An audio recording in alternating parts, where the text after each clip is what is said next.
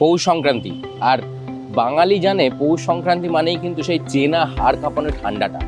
কিন্তু এই বছর যদি আমরা মানে শীতের শুরুর দিকটা নজর দিই, তাহলে দেখবো শীত কিন্তু একের পর এক মানে পর রেকর্ড করেছে। কলকাতা হোক বা আশপাশের জেলা, সব জায়গাতেই কিন্তু রীতিমতো কাঁপুনি ধরানো শীত দেখা গিয়েছিল।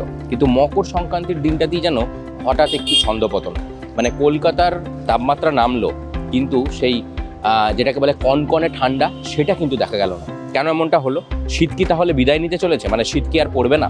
কি বলছে আবহাওয়া দপ্তর? আজ সবটা নেই হাওয়া মোড়কে আপনাদের সঙ্গে আমি কথা বলবো জয়দীপ। এদিন কলকাতার সর্বনিম্ন তাপমাত্রার দিকে যদি আমরা নজর দিই, তাহলে কিন্তু দেখবো এদিন সর্বনিম্ন তাপমাত্রা মানে আলিপুরের রেকর্ড বলছে তার 13.7 ডিগ্রি সেলসিয়াস। স্বাভাবিকের নিচে কিন্তু নামলো না কলকাতার তাপমাত্রা। কিন্তু মকর সংক্রান্তির নিরিখে গত কয়েক বছরের পরিসংখ্যানের দিকে যদি আমরা নজর দিই, তাহলে দেখবো এই বছর কিন্তু তুলনামূলকভাবে ঠান্ডা অনেকটাই বেশি রয়েছে।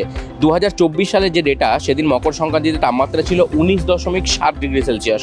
2025-এর সংক্রান্তিতে তাপমাত্রা ছিল 16.6 ডিগ্রি সেলসিয়াস। সেই তুলনায় মানে তার সাথে যদি তুলনা করা হয়, তাহলে কিন্তু এবছর ঠান্ডা অনেকটাই বেশি রয়েছে। তাহলে কি মানে যেটা আপনাদের শুরুতেই বলছিলাম, এবার যে ধীরে ধীরে গ্রাফ কিছুটা উপরের দিকে উঠতে শুরু করেছে, তাহলে কি শীতের বিদায় পর্ব শুরু হয়ে গেল? আবহাওয়া দপ্তর অন্তত মানে এতটাও নিরাশ এই মুহূর্তে শীতপ্রেমীদের করতে রাজি নয়। তারা বলছে যে মানে মাঘের শুরুতে কিন্তু আবারও কিছুটা তাপমাত্রার গ্রাফ সেটা কিন্তু নিচের দিকেই নামবে। মানে আগামী 48 ঘন্টায় কিন্তু আবারও পারদ পতনের ইঙ্গিত পাওয়া যাচ্ছে।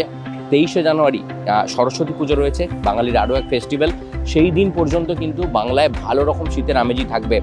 জেট স্ট্রিম মানে এই মুহূর্তে কিন্তু আমরা দক্ষিণ ভারতের দিকে যদি চলে যাই, তাহলে দেখব তামিলনাড়ু এবং পুদুচেরি উপকূলের কাছে কিন্তু একটি অতি গভীর নিম্নচাপ সৃষ্টি হয়েছে। তার ফলে উত্তর পশ্চিম ভারতের যে জেট স্ট্রিম, তার যে শীতল হাওয়ার যে দাপট, সেটা বাংলায় কিন্তু এদিন বিকাল থেকেই শুরু হয়ে যাচ্ছে।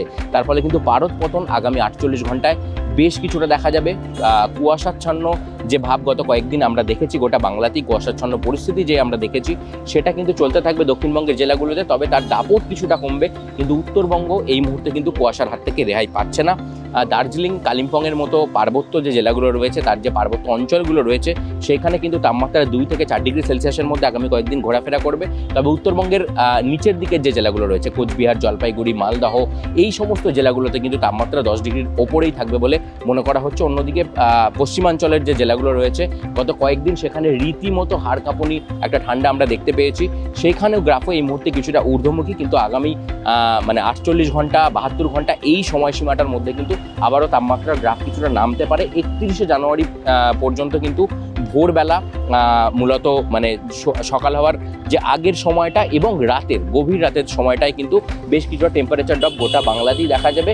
ফেব্রুয়ারির দ্বিতীয় সপ্তাহের সময় থেকেই কিন্তু শীতের বিদায় পর্ব শুরু হয়ে যেতে পারে। মানে 7ই ফেব্রুয়ারি 8ই ফেব্রুয়ারি এই সময়টা থেকে এক্সপেক্ট করা যেতে পারে যে শীত কিন্তু ধীরে ধীরে এবার বাংলা থেকে তার যে অন্তিম লগ্ন সেটা ঘনিয়ে আসবে এবং ধীরে ধীরে কিন্তু শীত বিদায় নিতে শুরু করবে। তবে আপাতত আবহাওয়া মোটের উপর শুষ্কই থাকতে, জলীয় বাষ্পের পরিমাণ অনেকটাই কম রয়েছে। তার ফলে শুকনো যে ঠান্ডা সেটা গোটা বাংলা জুড়েই প্রত্যক্ষ করা যাবে। তবে বৃষ্টির পূর্বাভাস কিন্তু এই মুহূর্তে বাংলায় নেই। আজ হাওয়া মোড়ক এই পর্যন্তই। এই সংক্রান্ত আরও খবরের জন্য আপনাদের নজর থাকুক TV9 বাংলা ডিজিটালে।